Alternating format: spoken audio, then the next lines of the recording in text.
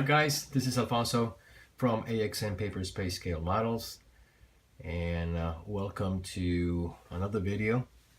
This time is a tutorial video on how to create a logo from scratch. As you all know, when I release a paper model of a rocket, and for those rockets that have fairings, these fairings show logos. For each mission there's a different logo. So today I want to show you how to create the logo for the Falcon 9 Amos 6 mission. For the most part, the logos are easy to find online. You can just Google it, or if you know the website of the satellite builder, or the space agency that is related to the mission, you can download, well, you can obtain a logo. But for this mission in particular, the Amos 6 logo could not be found online. So it's one of those cases in which you have to be creative enough, and if you have the methods, you can make a logo from scratch. I use Illustrator. It's a vector graphic software that I use to design and to draw my models, and I'll be showing you how I design the logo for this mission. You could see that there are other logos surrounding the number 6, which, by the way, the 6 referred to the satellite number 6 that was on board on the Falcon 9. But as you all know, this was a failure mission. The rocket exploded, and while it was at the launch pad during a static fire test back in 2016.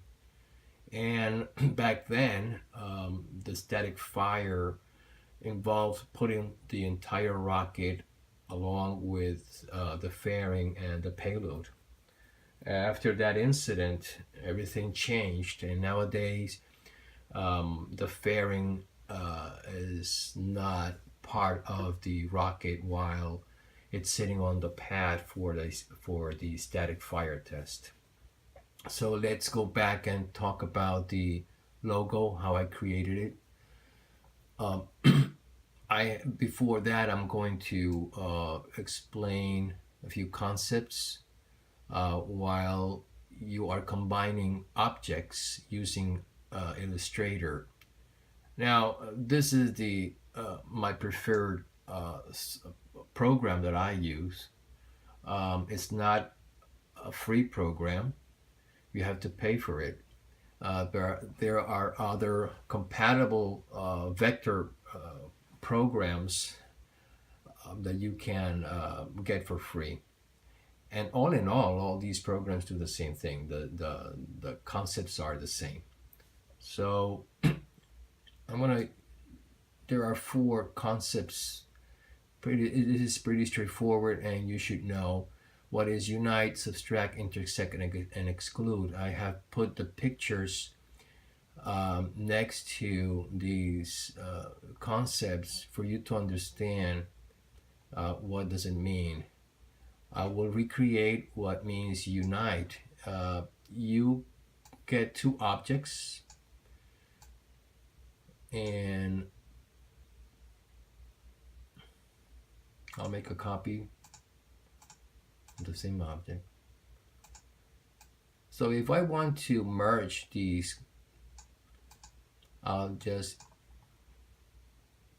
go to my Pathfinder tool, and by clicking Unite, I will merge these 2 objects, and that's how I came up with this figure.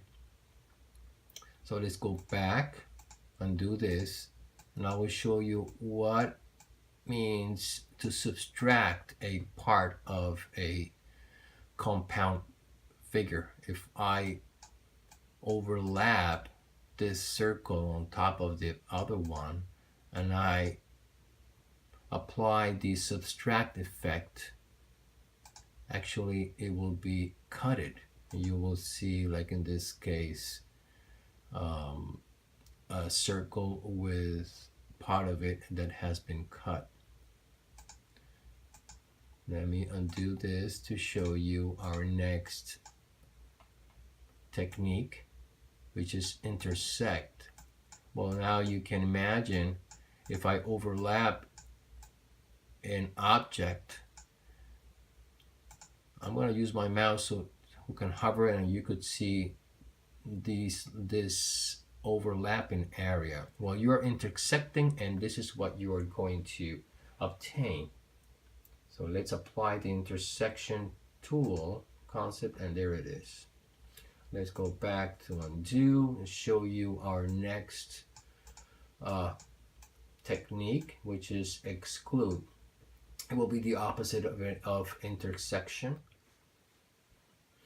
For exclude, there's going to be a little difference here, on which I am going to make a background first to demonstrate the exclude effect. I'm going to color this different color. Let's put yellow, and I'm going to put it behind so you will understand the technique, the exclude technique. So I am going to merge these two, and I'm going to apply the exclude. And what happens is that it removes in this case, the area where these two figures intersect. There's a transparency here. That's why you could see that it was cut out of it. All right. So we have learned what means all these 4 techniques, and for the number 6, for the circles, I applied the subtraction technique.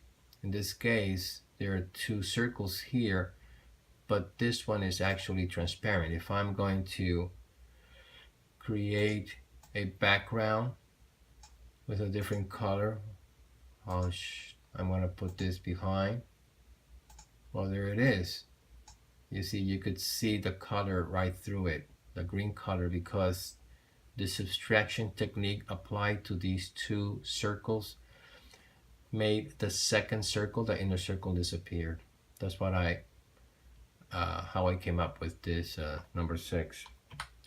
And now, to complete the logo, you have to add Mother Earth with the continents, which, by the way, in this case, you could, if you would have had a good high-resolution image of the logo showing the continents, you could have traced it. But in this case, there's poor resolution, and you cannot just guess. So if you want to make things the correct way, you can obtain an image that shows the continents. In this case, I obtained a clip art online, and I chose this one because it matches for the purposes of this tutorial.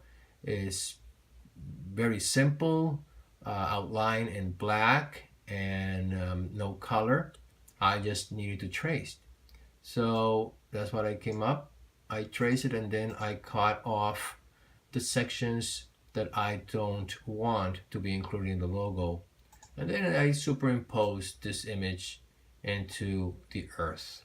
But then you had to create the gradient. For the gradient, if you know what is gradient, as the name itself explains, it's the gradients of, in this case, colors. You're going to pick colors from your image and combine them to put to make the gradient.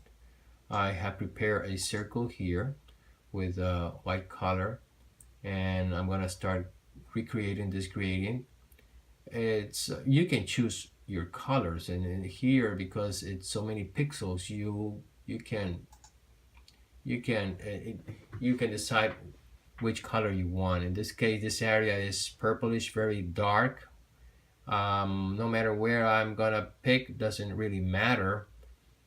So we have our first color is dark. I'm gonna place it in my gradient line. I'm start building it a gradient. Now we're gonna create a second color. I'm just get my color picker and I'm gonna get this bluish color. I'm gonna place it here in between, and the gradients is building. I'm gonna get another color, in this case the one up here. You see how you are forming the gradient. And you can manage with these handlers, you can manage the width of each color that you are adding. I'm gonna get a lighter one here, and I'll add this one to our gradient. There you go. I think we're close. It's just I will just need to move the colors. I'm leaving this white because this white will merge with the inner white circle that I left on my drawing that I showed you before. So I'm gonna there. I think that'll work. All right, so it will now. I'm gonna rotate the circle. I'm gonna rotate it, and pretty much it will be that angle. Okay, I'm happy with it.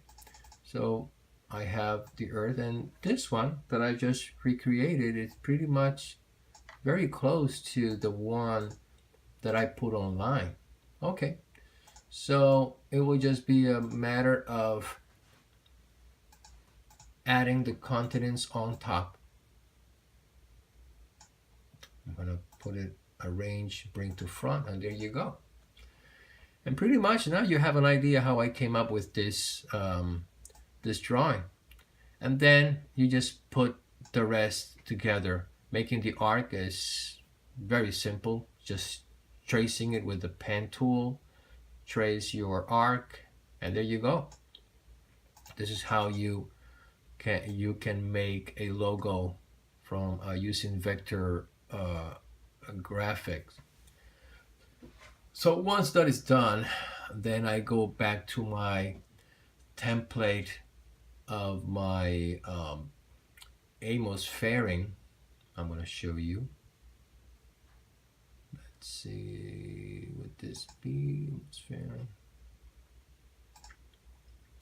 Yeah, this is my original file that shows the fairing of the Falcon 9, and then it's just a matter of placing the logo that you just created on top, and always referring to your original photo. You could see where the other elements are should be placed in relation to parts of the fairing. In this case, these little elements that are on the bottom of the fairing will guide you and tell you where you should be placing the other logos, like in this case. So that's it, guys. So I hope you like it, and now you have an idea how using a vector program such as Illustrator, you can make all your artwork for your files. Thank you for watching this video. There will be more videos showing you techniques not only to create logos, but there will be videos that will show you how I design the rockets. Thank you for watching. Bye.